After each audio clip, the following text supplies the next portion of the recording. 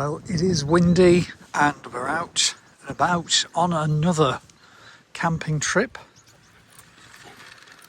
Taking the dog for a walk. This time at Searls in Hunstanton. And because I haven't got the right microphone on, you might not be able to hear what I'm saying. But we'll have a little look round and a quick wander to the beach.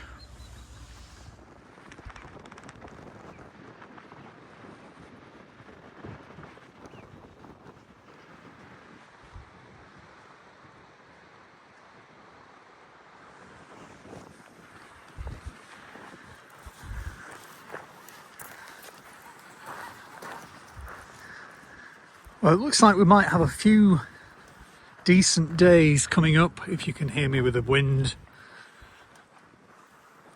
Although today is very overcast. It's quite chilly actually. It's about 15 degrees outside, and that'd be fine if with a jacket on and stuff, but it is a little bit breezy as well, so getting the chill of the wind. But still, time to get out and have a little walk on the beach with the dog.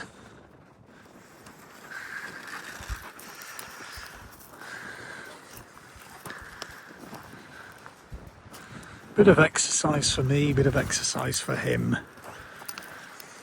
And later, if the rain doesn't come in, and I think today we're supposed to be okay for not having rain, if the rain doesn't come in, I'll probably get the little Brompton fold-up bicycle out of the van and have a cycle on into Hunstanton. So I'll come back to you in a little while.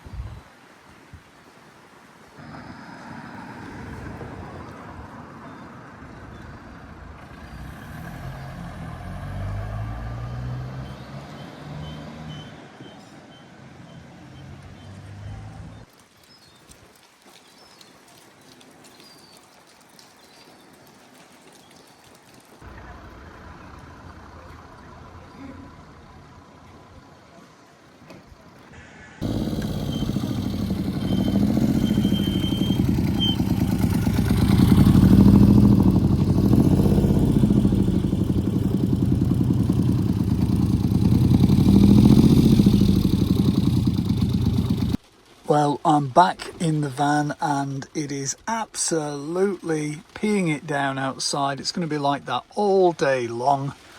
So I did get back from my walk and I was absolutely wet through, and looking at the weather forecast, it looks like we are going to have the next couple of days while I'm here at the campsite.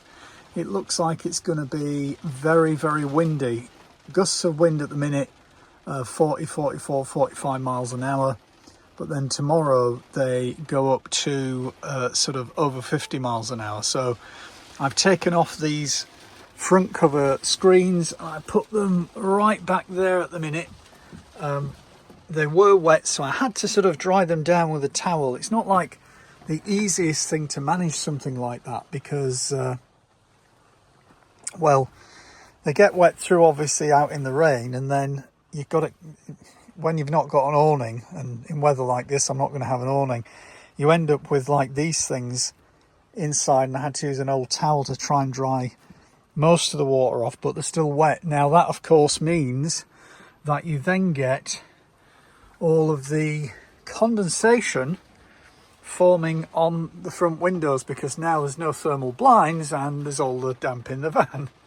So I've turned the heating on slightly to start warming it up just a little bit in here. And yeah, that's the kind of view of my holiday in Searls in Hunstanton. We've had such a fantastic summer, but this last couple of trips I've been on to York and now here to Norfolk, and it is, of course, it's like now it's the, I don't know, is it the 3rd of August today, something like that? It's 3rd of October, even something like that. So it's not like holiday season. We've had a fantastic summer, but yes, doesn't look like we're going to get a lot of good weather in the coming weeks. So I don't know how my rest of the year in the camper van is going to fare, or whether I just sort of winterize it and wait until sort of March next year. Well, it is a rainy day, but I am walking on from the Searls campsite in Hunstanton to the town centre of Hunstanton for something to do on a rainy day, and maybe just sort of have a little look round again at the shops. Was there yesterday, as you could see in the video, but and hopefully the wind isn't stopping this coming through, but was yesterday in the town and kind of realised that most of the shops there were either nail salons, charity shops, the odd cafe bar here and there, a few pubs, and estate agents, really, I suppose, were the main things that I saw there. So it is a bit of a shame, really, because it's another fabulous little seaside town, and I mean, we're not in season, so obviously it makes a difference when you are kind of in October than perhaps it does in kind of July through September. But still, just a shame that there is no real investment, no government investment, no way of making these little seaside towns thrive rather than essentially sort of die out. And it makes me wonder in 10 years whether we'll actually have these kinds of seaside towns, and certainly in sort of 25 years whether they'll just sort of die out from people not coming anymore. So if you're watching this, probably it's time to come and support these little seaside towns. A lot of places now, of course, just converting whatever land they can into these kind of static caravans rather than encouraging any camper vans or motorhomes or anything of that kind. But it's the world we live in. So I've had some black leather cushions made for the back of the van to try and make this into a kind of a seat, bench seat kind of sofa kind of thing. The base will come out more when I build the base box for it, which will be 2 storage boxes underneath. I'm trying to get some wood that looks like this to try and match everything in, and at the same time I'm trying to keep the Adria van exactly as it is without me actually screwing anything to this, so that it's sort of modular. So the 2 boxes will go there and there under this sofa, and then they'll kind of fasten together in the middle, so it's easy enough to carry them out and take these cushions out, and then the van's back to exactly as it was originally.